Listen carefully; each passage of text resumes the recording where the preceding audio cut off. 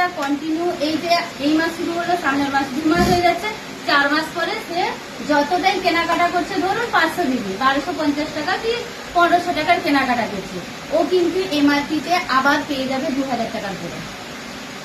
4 মাস অন্তর ও কিন্তু 12 মাসে 3 বার পাচ্ছে, এবং 12 মাস টানার জন্য সে আবার এক্সট্রা 2000 টাকার প্রোডাক্ট পাবে। এইটাই হচ্ছে কনসিস্টেন্সি। এই নয় যে অফারে নিয়ে নেবো, একটা গিফট পাবো, তারপরে আবার এদিকে যাবে, ওটা হবে না। এটা হচ্ছে এই মাসে যদি আমি প্রথম শুরু করি 500 মিলিটার, ওটা সামনের মাসের 15 তারিখের মধ্যে কিন্তু কনসিস্টেন্সিটা করতে হবে।